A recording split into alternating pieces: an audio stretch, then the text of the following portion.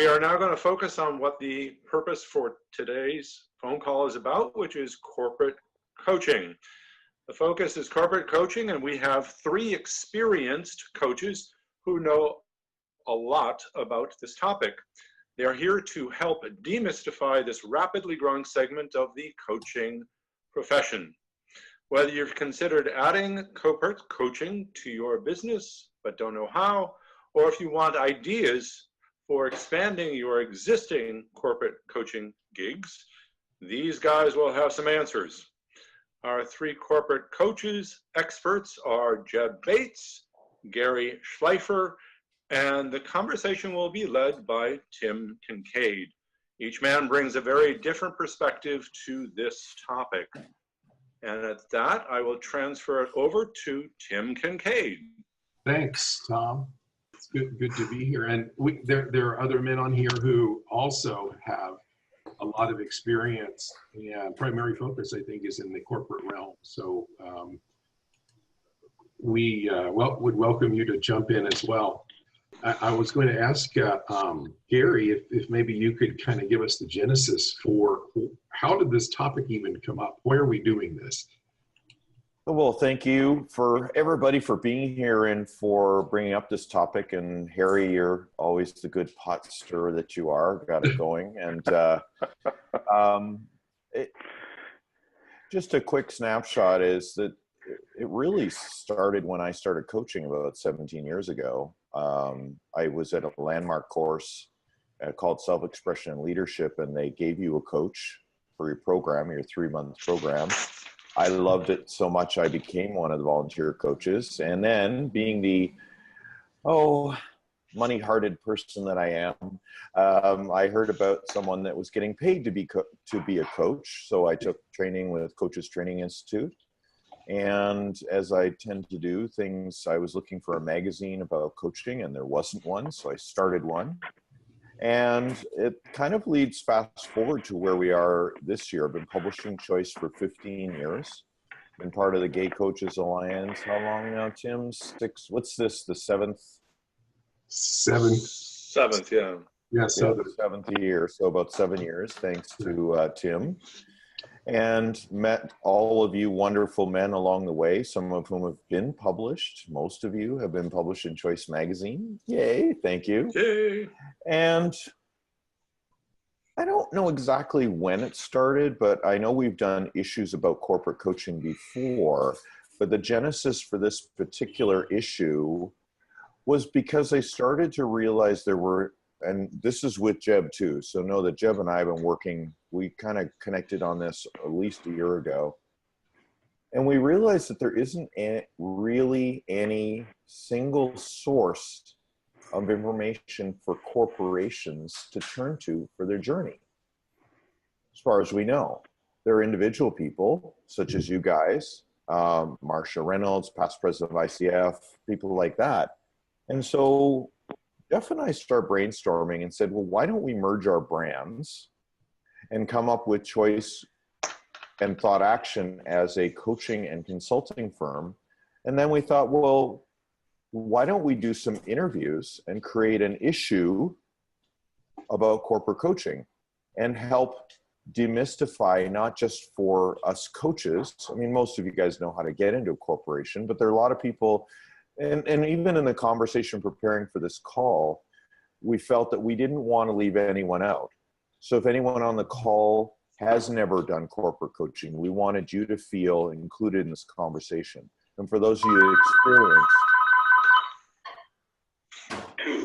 hold that call. Yep, hold that call. There you go. That they could feel part of this too.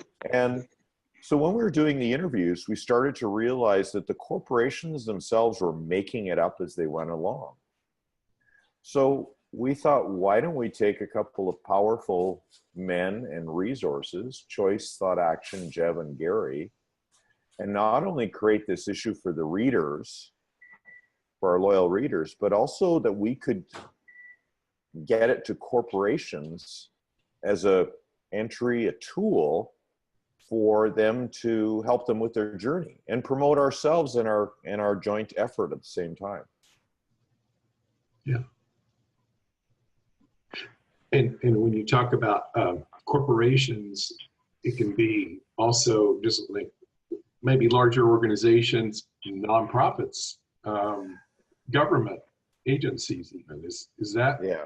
Yeah, we say organizations, but definitely anyone that, you know, that has a coaching, how do we say it, Jeb? We say they either are aware of coaching but haven't started anything, have started a coaching program but don't know where to go next, or have one and don't know, you know. So it's like that journey that we coaches always take. There, right? things are evolving for them. Well, so Jeb, I mean, you used the word evolving, and that came up a lot when we were conspiring about this call, the three of us. And so what have you been seeing out there? And also tell a little bit about your journey, your background in coaching. Yeah, thanks, Tim. You know, I've been coaching for 15 years, mostly corporate work for the most part, some nonprofits as well. And, you know, I started out like many people did. I left a corporate job. I hung my shingle out. I starved and tried to figure out how do I like build this up, and did a lot of miscellaneous things along the way, like, you know, per diem contracting for doing training programs or whatever it was as I built up my coaching work. And so I've seen, you know, kind of seen a lot along the way here. And I use the term evolving because one of the things that became clear when Garry and I were talking to some of these corporate folks, some of whom had sort of mature coaching programs in their organizations, others not so much, is that it's very cyclical what happens, right? So like a number of the people talked about, like, we started this out, it was kind of a grassroots thing. People got some coaches, it started happening, and then it started growing in our organization, and people were getting coaches all the time. They were kind of finding them ad hoc.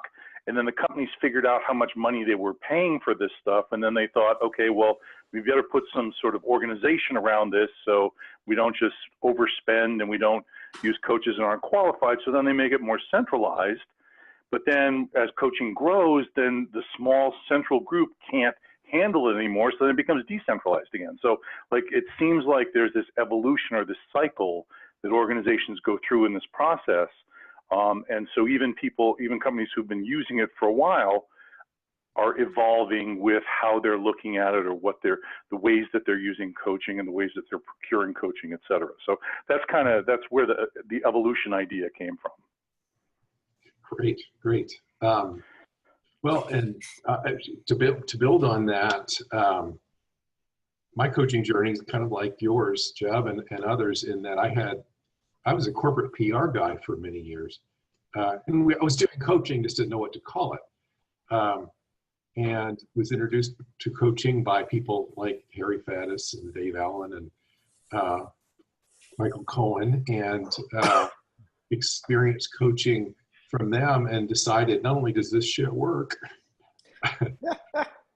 I want to do this, and I think I'd be good at it. And so they kind of inspired me, and certainly encouraged me along the way to get into this. And I left corporate America, and it was time for a sort of a reboot of my career, encore career, and coaching was going to be a big part of that.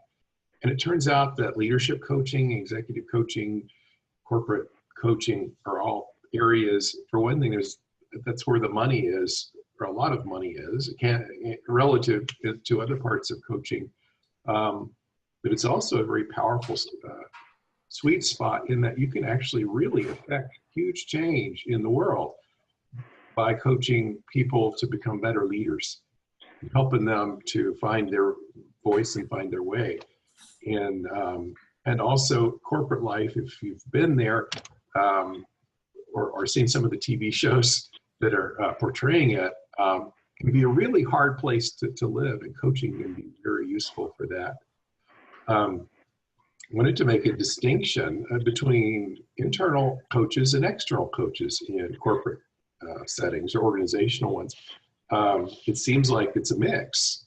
Some companies or organizations have their own coaches on the payroll, and so they're internal, and then they do coaching around the companies, and then others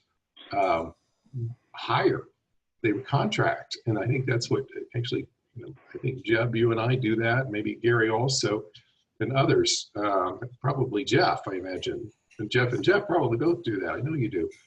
of you contracting directly or as external coaches, or a lot of my work is subcontracting. I know Terry Hildebrandt does that too, where other companies have big contracts and they have a roster of coaches who they vet and bring in, and then we deliver the coaching, whatever it is that they want done, and which is really good work too. I've really enjoyed doing a lot of that. So there are benefits, pluses and minuses.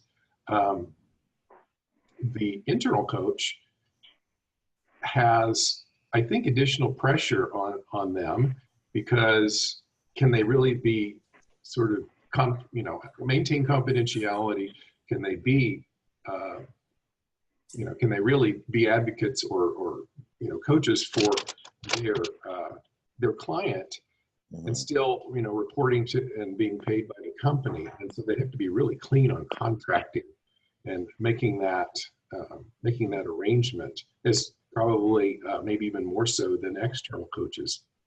But just to be sure that there's a distinction between sponsor organization, or the sponsor, and the client, which is the one who, coachee, if that's a real word.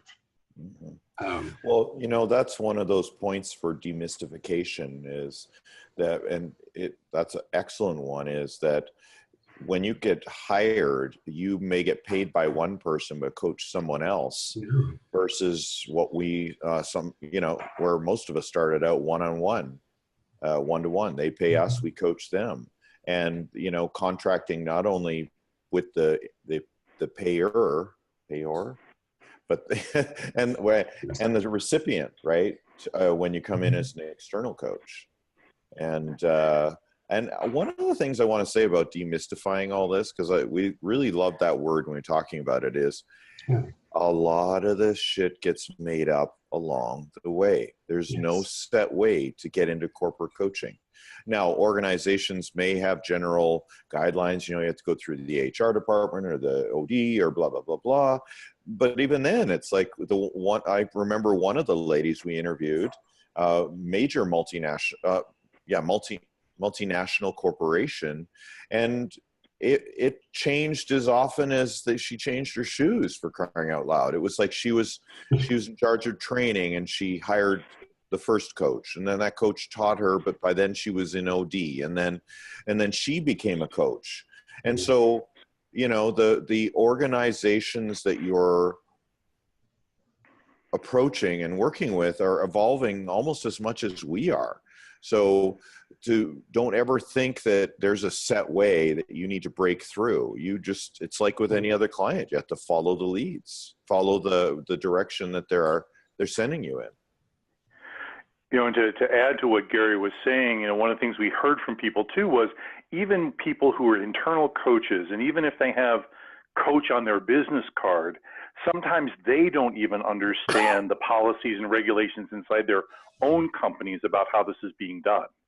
So sometimes I think, you alluded to this idea of contracting, Tim, but some of it is even just doing detective work to try to figure out what's actually the truth inside this organization. And then the contracting becomes that much more important, being clear of the roles and the expectations, and particularly as we deal with ethics, right? And who gets to know what you're talking with the client about and what the expectations are. And oftentimes the sponsoring manager might be quite naive about things like confidentiality. So you have to do some education there, right? So, it is kind of all over the place. So I think the onus is on us as coaches to spend the time to have those conversations. Even if the client or the sponsoring organization is trying to move it through quickly, you got to stop and have these conversations, because the person whose face it's going to blow up in is you.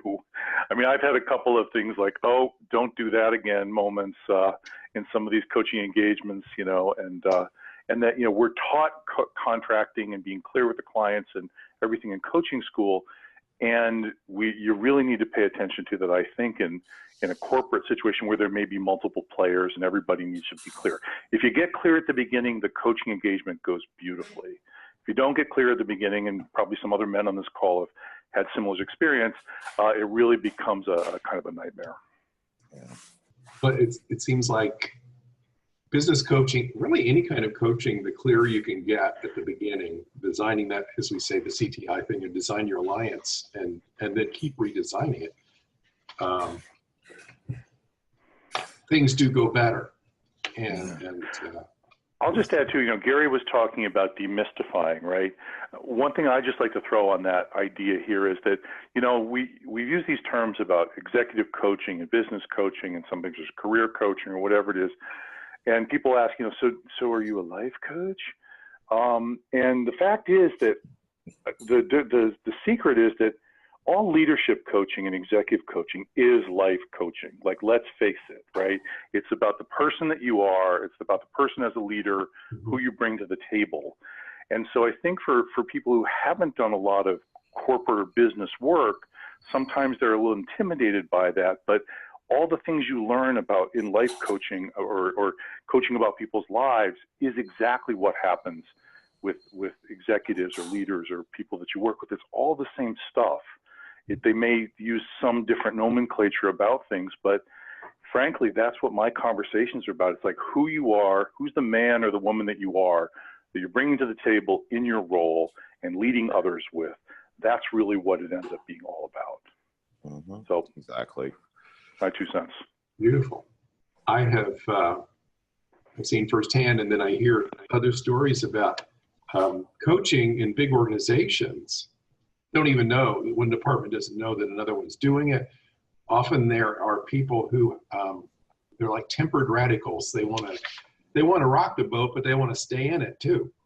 They're change agents, and they believe in coaching, and they think this company needs this, and I'm going to be an advocate for it. And so it may not be happening, as you said, in the HR or OD or consulting or any of those things, or it might be happening in all of those places, and they don't even know each other, and they don't know it's going on. And it's kind of the Wild West. And it's also, well, it's still evolving. I think the E word's coming back here, evolving, because it can be a real surprise when they start coming out to each other about, you're doing coaching too? You guys are doing coaching too. Yeah. And so you have the chance now, I think, is what you and Garry and Jeb were pointing toward, I think, is that it's actually a pretty interesting time to be in this realm and to be helping influence that and educating, helping them to bring coaching into their organizations. Yeah, that's what we found that a lot was that when an organization brings in an external coach, that internal coach has a huge responsibility to properly educate the client on the options of any kind of coaching program, whether that be to bring in other coaches, whether that to be introduce a coaching program for the organization so that people within the organization can be coaches. It's again, it's boggling how varied it is. And there is no mystery. There really isn't. It's like, you want to coach an organization, knock on their door, find out what you can, do your, who said it, detective work. Like you would with any other client. Find out what you need to know about them. Do they have a coaching program? How do I get in? Might be a few hurdles, especially, governmental or, NFPs, NGOs, all that sort of stuff. But, it's not of, oh no, I can't say it, I'm in Mexico, but it's not a wall. You can't get over. Oh, it had to happen. So, Tim, you talked about people in an organization not knowing that their peers might have a coach. And that was kind of an important theme that came out in the interviews that we did with people, which was this idea of sometimes people don't reveal they have a coach because there's a stigma sometimes, or there's a perceived stigma of, if you have a coach, there's something wrong with you, right? And it's, you know, and in many organizations, coaches are initially brought in because they want to have somebody fixed, right? And I just want to put that on the table because I think that in my experience, what I've learned through painful discovery, I guess, is that, you know, when you're brought in a remedial context, I'm very careful about that situation because a lot of times it's actually a setup for the person that's your coachee, right? They're bringing you in, they don't like something that someone's doing. And so they're bringing you in almost as the justification of firing the person or getting rid of them, right? We gave them some coaching, they didn't change the way we wanted them to, see you bye, right? So I think we have to be careful about what the agendas are. And, you know, I've learned actually that I back away from situations that are more remedial. I know that I took them early on because I was desperate for work, right? But I've learned that more when you walk into a situation where people are really developmental, like being given a coach as a reward and it's a developmental opportunity for you, those are the situations I want to work in. And do I sometimes take these remedial things? Yes, if I don't think it's a setup for the person, right? Because oftentimes people need help. One of the things that I learned early on with these remedial situations is often a boss wants to get an employee coaching because the employee isn't doing what the boss wants them to do, right? Yes. And you get into the middle of the coaching and you find out the coaching is really all about the boss-employee relationship and the things the boss hasn't shared with the employee or worked with the employee on, but they're blaming it on the employee and wanting to get the employee fixed, right? So I think this, you know, what are you being brought in to do in a coaching situation, I think is a really important, having our eyes wide open on that. And again, the contracting helps, the investigation helps, but again, you don't want to be the one who is in a situation where somebody's really set up not for success. So right, yeah. Maybe other guys have some opinions on that, but well, I know Jeff Nally's shaking his head like crazy over there. But Jeff Moore, go ahead. What have you got? Yeah, so I just want to respond. Like my gut reaction to that is to understand the purpose of that engagement and to be very cognizant of the optics of the situation. And I would probably ask that hiring manager to hire me as his coach first and have that experience. And then bravo, he's removed all the stigma, right? I've gone first. Now if somebody else does it, they're following my footsteps. So that's kind of my reaction to that situation. So I just wanted to share that. Yeah, I love that. Thank you. Thank you. I'll offer this since Gary called me out. He's bobbing my head up and down. It's not, you know, on the one hand, everyone can use coaching, even the people who need to be fixed, even if it's their manager's fault. You know, it's not like it's the end of the world. And I know Google has shifted their coaching philosophy to everybody deserves a coach, even if it's just for 15 minutes. So why wouldn't we just spread coaching around and not be so hoity-toity about it? By the same token, you know, what is coachable and what's the real purpose of coaching? So when there is a potential fix, or what executives or HR folks inside corporations that hire me say, we have a performance problem, I'll typically go through the intake and conversation and maybe have one session with the person, and then go to the coachee and the sponsor and say, look, this is something that you probably have solutions for inside your company. This is an HR issue. This is a training issue. This is a skill issue. It's not something you want to spend time, effort, and money on coaching. You've got a training program that could help with this. So I really encourage my clients to exhaust all of their internal resources before they decide, yes, this is coaching because this person needs fixing. If they need fixing, there might be other useful resources. And they tend to really appreciate that, because I'm not going to spend their money unwisely. And like Jeff said, the other Jeff said, you're a credible external voice that can say, I could coach this, but it may not be as effective as you're thinking. There might be some other solutions you want to try first. Thank you. And they're likely, Jeff, to ask you back when they do have something, because they see you as an ally and not as a vendor or just a consultant with tassel loafers. So building on that, those of you that have worked in the corporate realm, have you, or organizational realm, have you found you need to even educate them on what coaching is and is not?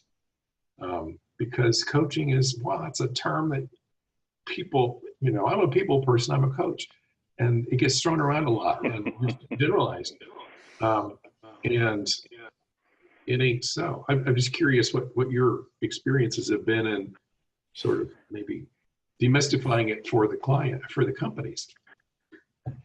I can pipe in a little bit on that, and actually some of that came up in the interviews that Gary and I did, which is that sometimes there's been confusion about what coaching even is in the organization, because a lot of times, or many times, these internal folks that are coaches actually don't have coaching on their business card. They've got another day job and they're doing this. There's not that many people that have full-time coaching as their profession. And so sometimes those people, the people that we interviewed talked about having to wear these two hats sometimes with their internal contacts. And so in the one context, they're serving as a coach with someone. Another context, they're being a consultant or like an expert help in another context. And so it gets really blurry for the other people in the corporation, understanding like what's the difference between consultation and coaching or advice giving or et cetera. And so I do think sometimes we have to be really clear when we go in, particularly talking with a coachee, about what it is that we do and don't do. I have so many people who have that model of a athletic coach coming in with the like attaboys and fix your swing kind of thing, and have to disabuse them of that idea, saying, I'm not going to give you any advice. Just I'll tell you that right now. And they're really confused about that at the beginning until we talk it through. So I think that education is really necessary, and we can't assume that people really know what we do and how we do it until we talk to them about it. And thanks, Jeb. And to the Jeff's point, the Jeffs, get it? So anyway, the assessment is super important, and that's one of the things that's great about a lot of you guys is you wear more than one hat. You're not just a coach. You're OD, you're assessment trained, you're leadership trained, so that when, and to what Jeb and I are working on is I don't think we really struggled. It came right out of our mouth. It's coaching and consulting, because we felt that when we assess, one of our steps is we'll go in and assess the situation. And if the situation needs something other than, so, like if it's a performance issue, something like that, then we'll direct it to that. And we're not the answer to all of their problems, but we want to be the source for them to find it. And I wanted to interject at this point in the conversation is that, and I know this is probably for Jeb as well, but for me, you guys have been to a person, a resource, except for the couple of new ones there, Ken and Theo, sorry, you'll come on board, have been an awesome resource for all of us. And one of the reasons that we're really excited about doing this call is because we want to let you know that we will be turning to you, because Jeb and I can't do it all. This is bigger than the two of us. And so when we get to do the assessment and we find that we're sitting in front of a client that needs something that we can't have, we need to know what you guys can do. And I think this is going to be an important piece for the members of the GCA. Great. Yeah. Awesome. Well, building on that, I was wondering about, you said assessment, and you're talking about doing sort of an assessment, lay of the land in an organization. Right. We do. A lot of us have, some training, certifications in assessments. They typically coaching starts with an assessment. It might be the wheel of life. It might be values. Mm-hmm. It might be a 360, or it could be pretty complicated thing. What are your thoughts on what kind of certifications do you need for as a coach, and then also assessments, and what do you need to be equipped to do? I know Jeb's going to go on this one. Go. Well, thanks, Gary. To answer your question, Tim, I think when you start to deal with corporate organizations or more organizations that are a little bit larger, certification comes up a lot for coaches, I think, and assessment certifications, et cetera. And as a self-identified assessment junkie, right? Like, I love them all. I have a whole bunch of certifications or whatever it is. I certify people in doing our processes, right? Yeah, you own one. I do. I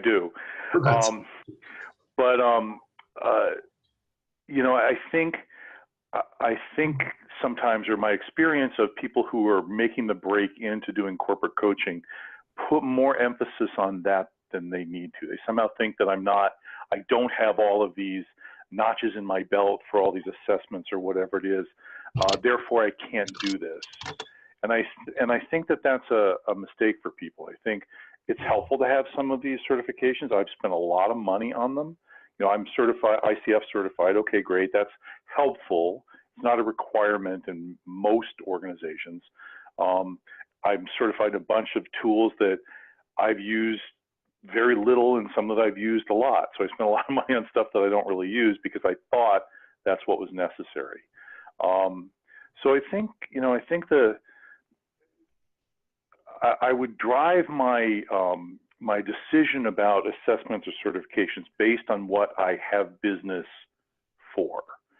So if I have a client that really is hot on leadership circle, and I think that there's more business for me, then I look at the assessment, right? Or if I find something that, like, the one tool or the two tools in my toolbox that I really use a lot. Obviously we use our own stuff like the results system and the results accelerator, but I guess I want to caution people away from thinking you have to have this whole long list of assessments under your belt to be able to be successful. You can do a 360 if you can ask good questions. You know what I mean? You don't have to be certified in CCL or any of these other products necessarily, right? So I would say go easy on it and be very selective about what you choose to get certified in, and make sure that it's a business decision, not just to, like, hey, I want to learn a new shiny thing in my toolbox. So that's my 2 cents. I'd be curious from the guys that do this on a regular basis, right off the top of your head, what's the number one instrument that is called for or used in your practices? Hogan. Other, Jeff? Leadership Circle.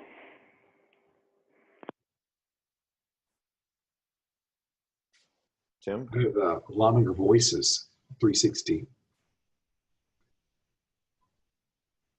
So, I mean, we really should have Terry on this call. He's the grand wizard of.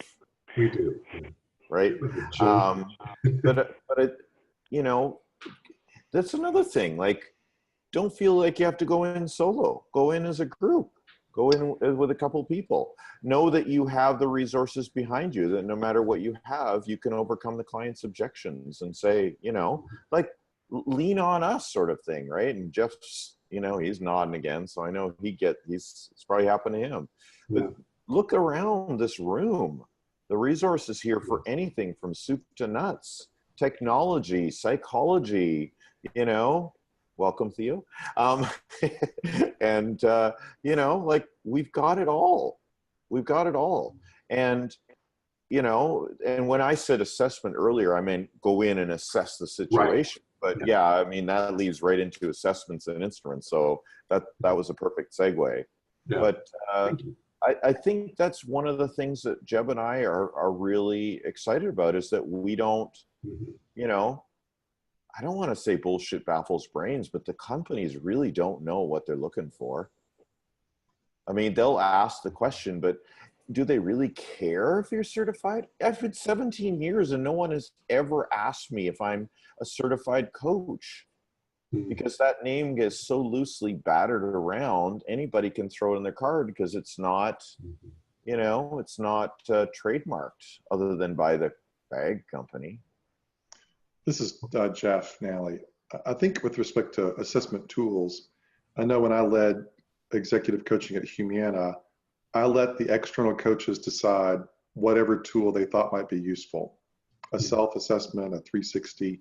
If we knew that the coachee needed 360 stakeholder feedback, then we requested that, whether it was a survey or an interview base. But you know, I think companies, when you're going to do coaching with leaders inside organizations, you know, part of your intake conversation can be, tell me what you really need, and then here are some tools I might use, and let them know what they are.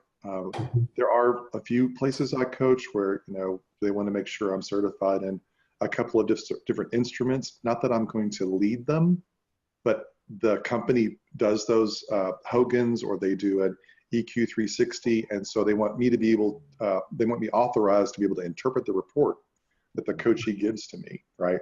So we can hit the ground running because they've taken care of the assessment before the coaching began. So yeah, don't be afraid to not have certifications in every assessment. We don't all have to be Terry Hildebrandt. Oh my God. I'm jealous and also relieved that I don't have to do all these done. And we're experts. I mean, everybody on this call and everybody in GCA is an expert in some tool, resource, or assessment, and is credentialed in them or knows them backwards and forwards. So we can learn from each other. I have learned so much from Brother Hildebrandt. He's not here. I hope his ears are burning in a good way.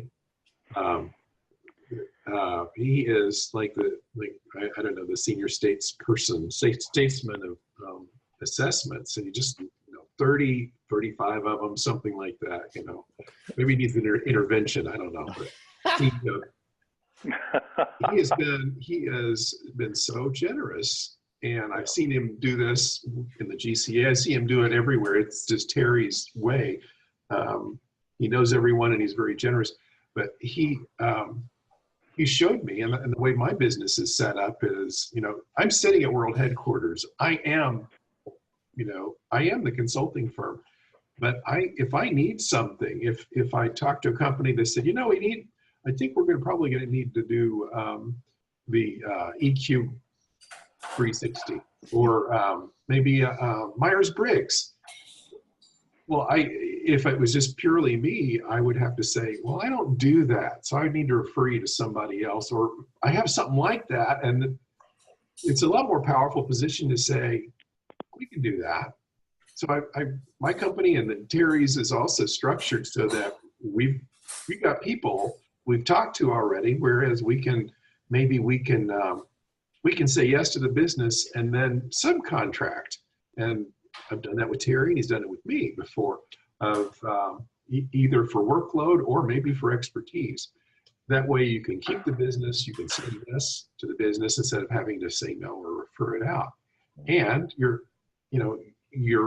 giving it to someone who's not going to take the business. They're helping you. They're making a little money on it.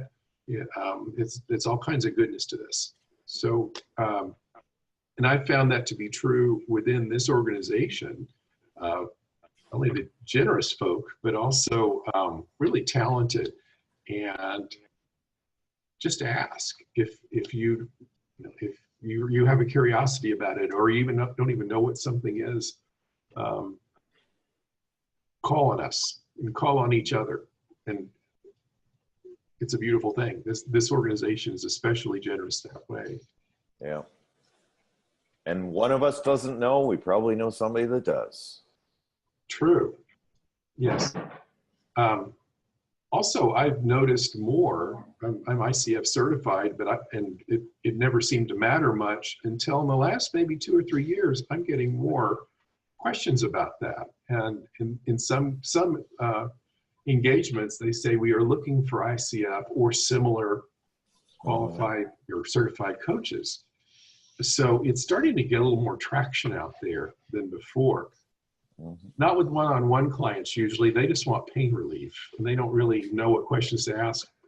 But I mean, Jeff, you came from the HR background. I mean, they need something often to say, you know, the good housekeeping seal of you're the real deal.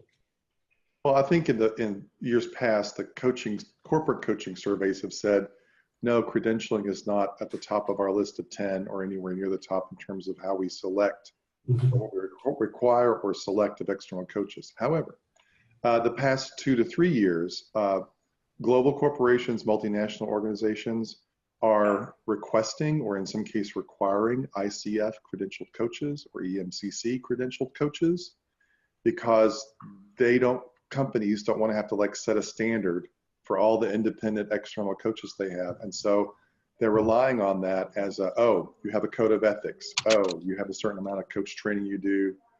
If I get audited, or if we get some kind of liability challenge, you know, we've relied on that as a way to kind of standardize all the different external coaches we bring in. So I'm seeing that on the rise, and it's floating into the top 5 or so of what people who make decisions about coaches in bringing coaches inside companies say that they're looking for. It also helps demystify some of the confusion that HR or procurement or finance or hiring managers have.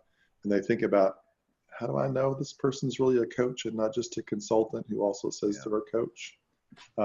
So it helps. It helps. Yeah.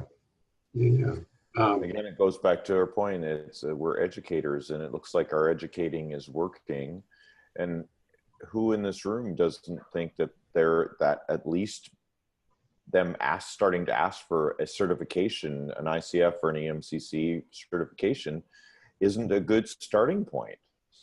I mean, if Jeb and I going into an organization, we're not going to bring coaches in that don't have an ICF certification, at least an ACC or something, right? We'll determine other ones, but.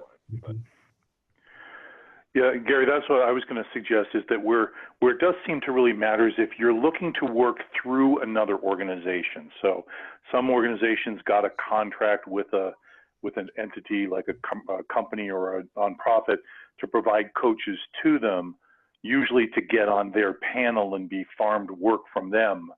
More often, I think they're looking for ICF certification as their protective layer and their base level of capability. You can have an ACC with ICF, but they want to have some kind of certification or a board certified coach or something like that, right?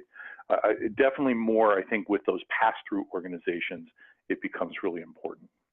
And Jeff, now you mentioned, we've talked so far just about mostly one-on-one kinds of coaching, but group and team coaching, something that you are apparently getting more interest in out there. Is there something different? Any consideration there that's different than the one-on-one?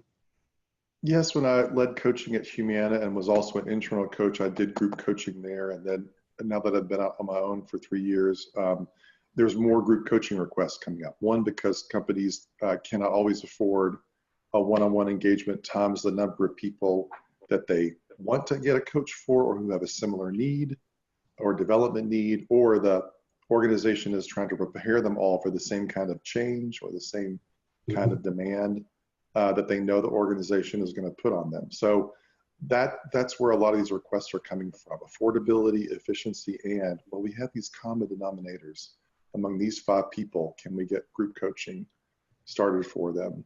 And that's going to continue to be a growing area, I think.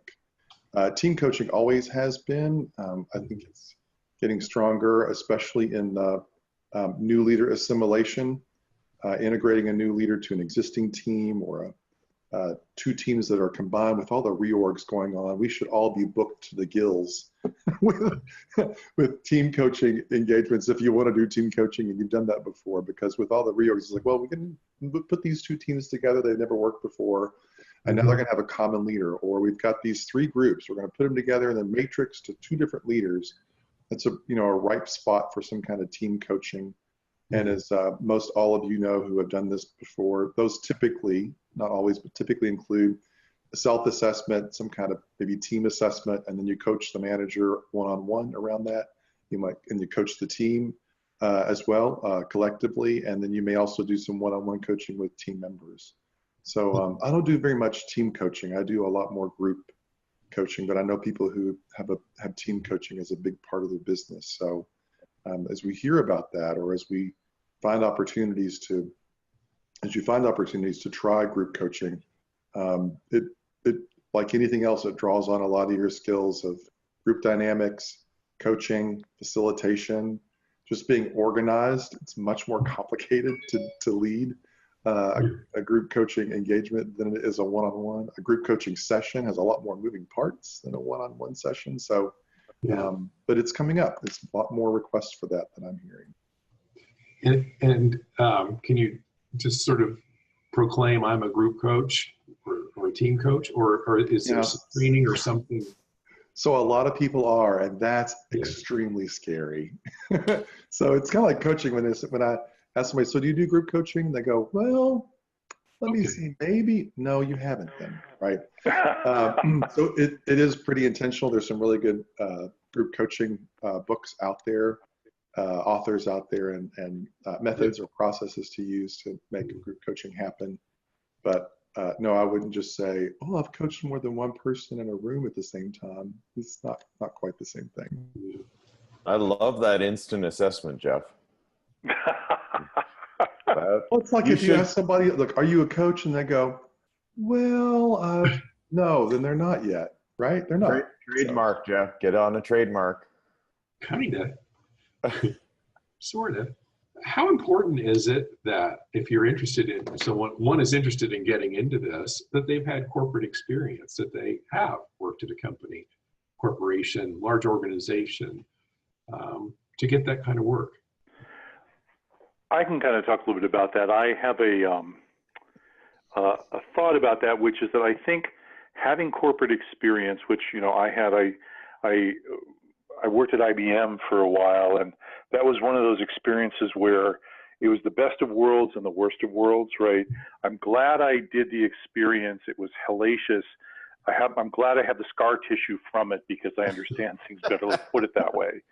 But so I think that having corporate experience can be helpful. It can also be a little bit, I think, of a hindrance because it does drive assumptions you make about situations. And so I think if someone hasn't had corporate experience, I don't think that that's a deal killer if they're curious and they can be confident that they can walk into a room and hold their own with people, because they can be curious in a way that someone who's worked in organizations sometimes can't be. So there is an advantage, I think, to that to some extent. It is helpful to know some of the nomenclature of business, so you know either what people are talking about, or you can use some language that makes people comfortable, you understand their situation. But I think this comes up a lot when people say, we want a coach who's worked in our industry, right? Right. Which we all know doesn't matter what industry you are. You just have to be able to sort of understand quickly and grasp things or whatever. And sometimes that actually can be a hindrance. So I don't know what other guys think, but that's my kind of 2 cents on the corporate experience piece. Yeah, I'll pipe in on that one. I remember the first time I did corporate and I passed Jeff Nally's assessment about, are you a corporate coach? And I went, yeah. And I hadn't. But I was, There you go.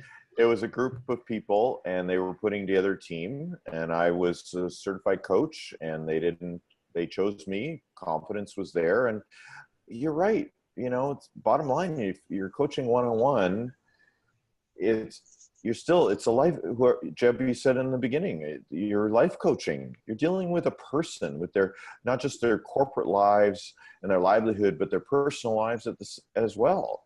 And so I jumped in and ended my first corporate coaching gig. Our client was Cisco Foods Canada, and they were the recipient of the PRISM Award, PRISM, boys. And so they were the recipient of that award that year. I'm like, so I think we must have done a good job. You think? You think? Oh, and just to tell you about assessments. So this is how they operated. So, you know, as Jeff Nally said, that corporations have assessments. We went to their retreat the first week, and no kidding, there was probably 30 or 40 feet of paper stacked for each person, and each stack was an assessment. Yeah. Mind-boggling, right? Like, take 30 books and lay them down on the floor, and some of those assessments printed out were like this, and some were like this, but they had for months had been doing assessments, and this was lined up for them to pick up and digest. Yeah. And so the challenge for us was which one, you know, it was interpretation. And they luckily, they did not expect us to know all of the assessments. They just expected us to have worked with some assessments. And they knew that it's all about the interpretation, right? It's what are they getting out of it? Not what are we getting out of it? What do they get out of it? So anyway, that was just a little story. I had to tell that one. Great. Well, I'm curious, I mean, just in the little bit of time we have left, you know, any questions or comments? This is Tom. I have a particular question about CRR Global is systems coaching, and it's basically designed to work in groups and specifically to uncover assumptions that group members might have regarding common work that they're trying to do together. And part of what a good life coach would do in any event would be to look at the assumptions that are underlying somebody's perspective and identify some distinctions between how different perspectives may work well together or not work as well together, and uncover what the system is trying to say to itself. So my question to all of the members of the panel is, have you worked with a CRR Global trained coach before? Is there anyone that you've, in your past experience, have known about systems coaching and have watched it in action, shall we say? Well, I took the core session. They mapped it out like Coaches Training Institute does, where you have the first foundations core program, and then you can go and do all the other. I did that one there. And so I've seen it in action, and I think I've used it. It's one of those things, it's like a tool in your toolbox, right? You can take assessments and go on other courses and things like that, and it evolves your coaching and your skills. That's my experience. I also have had the fundamentals, or the beginning course in ORSC is what it's called. CRR. Your ORSC. The ORSC program. That's right. Yeah. Organization, relationship, systems coaching. I think is right. Yeah, sounds right. Catchy. Yeah, lots of acronyms. And it's amazing. It is really some powerful stuff, and it's based on a lot of, you know, like quantum theory and systems theory, and so it's not. It really is based on some good stuff. But I haven't seen like certified master in it, but I've seen whiffs of it for sure, and I use it sometimes. That's all. I just was curious to know, because it is kind of a corporate team approach. It's group coaching, and how do you work it? Yeah, and yet it can also apply when there's more than one person. I mean, it's you know, it could be a couple. Very applicable. This is Jeff. I have another observation. Yeah. So earlier we were talking about, you know, how to get hired and how to become a coach inside, or to be an external coach hired to coach inside a company. And in addition to referring each other to each other, let's not forget about the brokers and the networks of coaches that corporations go to when they're looking to hire coaches. They don't just go out and contract individually. So there are lots of them out there, but some of them that are coming up and seem to be getting more and more traction are Better Up Coaching, BETTERU, which is offering kind of everything from spot coaching to a 6-month engagement. And it's kind of like the Uber of coaching. It's mobile app driven and kind of in real time. Exoteric coaching, which is a group that was started by independent coaches who wanted to have a place to market themselves to individuals or corporations. And part of their claim to fame is you can actually load your IP, your own assessments and your tools there, and have them available to your coaching clients through them. Coach Source is another network. I coach in the Coach Source network, and they have 1,000 coaches across the globe and have contracts with corporations. And when companies need external coaches, they call Coach Source, and Coach Source finds the coaches.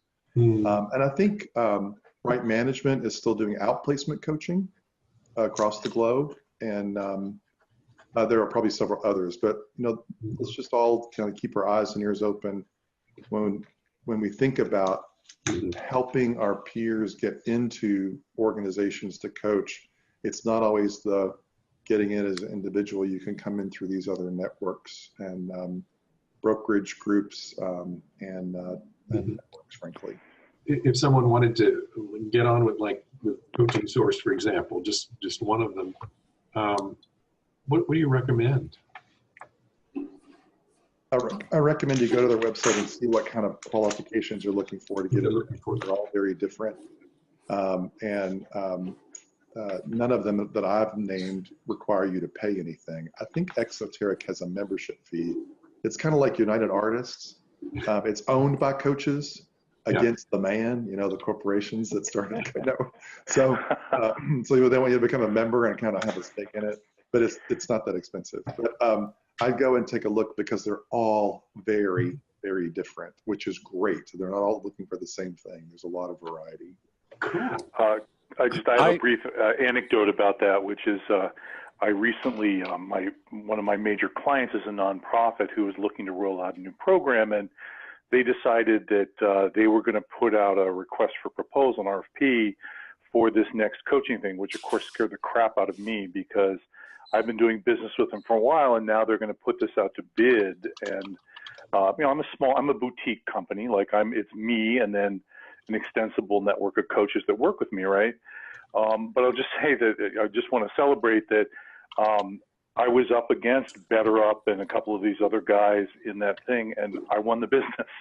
So the little guy can actually win against some of these networks, and I was truthfully intimidated as hell because a lot of these organizations have got a lot of resources. So the message here is don't be afraid to try to go after something because you can win. So just when you mentioned Better Up, I thought I'll share that little piece of good news that a month ago I won this business. So thank you. Ryan. Yeah, I had an actually very interesting experience. Not very long ago, I was contacted by a headhunter who found me on the ICF New York City site. Capital One Bank is contracting, not hiring, but contracting with ICF certified coaches to be money coaches.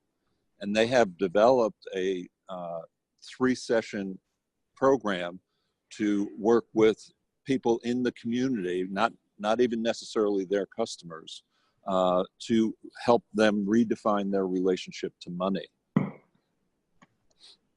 Wow. That's awesome. And I did post a few links to some of those coach networks into the chat. So if you want to pull them from there or look at them in the recording, they'll be there. Thank you. Thank you. That's awesome. Good. Well, so Tom, are we on time? Yes, we are. Absolutely. That's great. Thank you very much, Tim. And for those of you who would like to transition off the call and are not planning to be part of the think tank, what I would like to do is go around and ask people to say something about what they got from today's program. Just a quick observation. If you do want to stay on the call and do more with the think tank program, please hang on. But I did want to give the opportunity for those who do not want to be part of the think tank to make a very graceful exit by giving us some observations about today's call. This is Jeff. I'll get off the call in a few seconds. I think what came up for me is how broad, how diverse coaching and organizations really is. I know what it looks like for me and what my clients look like and where I do my best work, but it's so much bigger than we assume, I think. Great. Thank you. Thank you very much. I'll be needing to jump off the call again at the end too, but one of the things that I'm really struck with this, and thanks for inviting me to share some of the stuff that Gary and I have been doing, is just the wealth of experience that we have within this group. I mean, it's cool being part of a group of men who are gay and coaches at the same time, but the breadth of experience also that to draw on is just fabulous. I mean, the people on the call here who are sort of nodding and seeing the same experiences or sharing their experiences is super powerful. And the power of networks, I think, is really key. Power of networks and community, I think, is really key for people professionally. And this is a great network and a great community to be part of. So thank you. Thank you, Jeb. Thank you very much for being on the call and for being a great expert. Well, can I just tag on with what Sure. you just said, and also I think Jeff is. I'm always reminded of the generosity of this group, not only the depth of it and the breadth of the capabilities, the depth of experience, but the generosity of spirit and sharing and just being available, and also just eagerness to partner and get this coaching stuff out in the world in good ways. And I found that the conference, I think, is that it's an amazing vortex of that. A little taste of it on these calls. Come to the conference and get a good dunking in it. I would second that. Come to the conference and get a complete dunking in exactly this kind of experience. That's wonderful.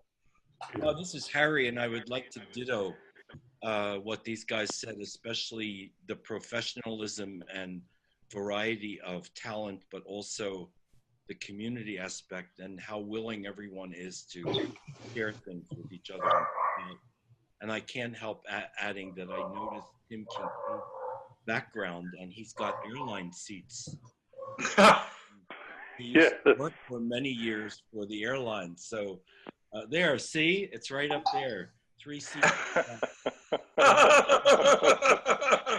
A window, a middle, and an aisle. That's right. Something for everybody. Usually a dog or a cat in this. Kincaid Comfort Plus. Great. Thank you, Harry, for offering that comment as we're moving through. And is anyone else wanting to make observations about today's program before we transition to the think tank portion? Well, I just wanted to say thank you very much. This is a great opportunity to get other insights, and to the rest of you that contributed, and Jeff for all your links too. That's extremely helpful. And as we progress, we'll be sending you updates and contacting the people who we'd like to bring on board. So wish us luck. We're going in. Good. Right. That's great. Thank you very much, Gary. Thank you so much for your participation today. Can I just say something? Sure. I was truly amazed by what I heard today. And a couple of things that impressed me the most was that ultimately, no matter what environment you're working in, you're working with people, you're working with a person, and what we're trying to achieve, no matter which angle we're coming with, is growth in that person so that they can best thrive in that environment and meet all their, their goals and the situational demands. And the other thing that struck me was how respectful and ethical you guys are about your professional identities. I have to say, I'm surrounded by a lot of psychologists who are very immersed in their own identity, and we don't know what the coaching world is like. We see coaching as part of what we do, but we don't identify ourselves as coaches. So just to see how that professional identity has become part of you and how well you treat it is really very impressive. So again, thank you for allowing me to be privy to that. Glad to have Thank you so much, Theo. Wonderful to have you on the call. Alan, did you like to say something? Oh, yeah, I'm going to stick around for the think tanks. But in terms of what I witnessed today, it was a lot. I don't know. I couldn't say it better than what Theo said, but you know, there's just a lot of generosity in this group and so much wisdom. It's just wonderful to see it shared. Hear, hear. I totally agree. What I would have observed is it's good to get a reminder of who's here and what their specialty is. So just hearing you is a little bit of a reminder of how the group works and how who to reach out to for what. Thank you very much, Jeff.